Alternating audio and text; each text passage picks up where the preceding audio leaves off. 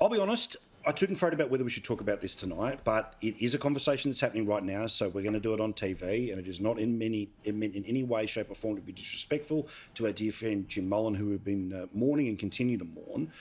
But immediately there's a conversation about a Senate spot in New South Wales. Michael Kroger is here, along with Holly Hughes, who is a senator from New South Wales and future senator, but for which party?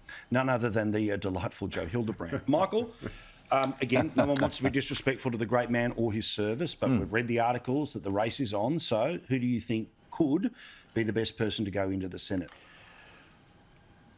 Well, first of all, to Erin and the family, our deepest sympathies. How lucky is Australia to have had someone like Jim Molan represent our country overseas and domestically and be so brilliant in the Senate and wonderful on Sky News. And yeah, as you say, mate, he was very much part of the Sky family. He was on regularly, and I must say I hung off his every word, particularly when he was talking about defence and foreign affairs matters. And he would know that, you know, there's a vacancy to be filled. Obviously, it's a difficult time for everybody, but obviously this is a matter purely for the New South Wales party, and no one likes getting advice from people outside their own state. I didn't, but I would think there's a fairly obvious replacement for someone of Jim's seniority, and that would be Tony Abbott. This position is 5 years. Abbott's 65. The Liberal Party has not in the past well used its former Prime Ministers. Labor have just put Rudd in Washington. We might disagree with the appointment, but we understand a former Prime Minister has a certain standing.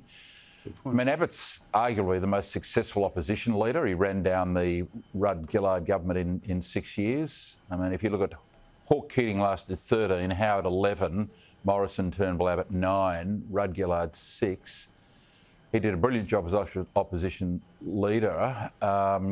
He got things done as Prime Minister, international tax avoidance reform, welfare reform, started budget repair, stopped the boats, etc. He's only 65, same age as me. He's a young man compared to some people from overseas, and Correct. so I would have thought Tony Abbott would have been a very obvious replacement to have someone so senior to go into the Senate. He's not going to be leader again, we know that. Mm-hmm.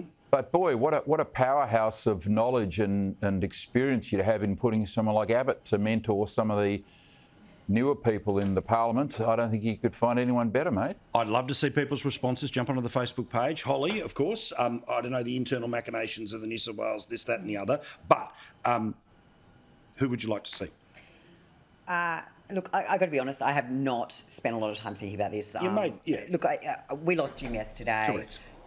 To me, I feel it's a bit disrespectful. This is why I was 50-50. I know, yeah. and look, we now heard today that his funeral's next Wednesday. Right. So, if for nothing else, I think there should be at least that time. Very fair.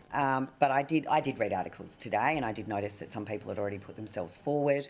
I did see that the hard right were claiming that this was their spot. Interestingly, they actually didn't back Jim the last couple of times. It was actually the centre-right, of which I'm pinned to belong to, but the centre-right that backed Jim, and he was someone who I worked really closely with.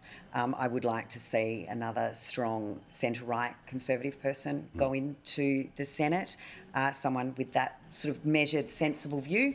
I know there's a lot of talk about women in the Liberal Party. We have Maurice Payne and I in the New South Wales Senate team. We have Perrin Davey and Ross Cadell in the New South Wales Nationals team.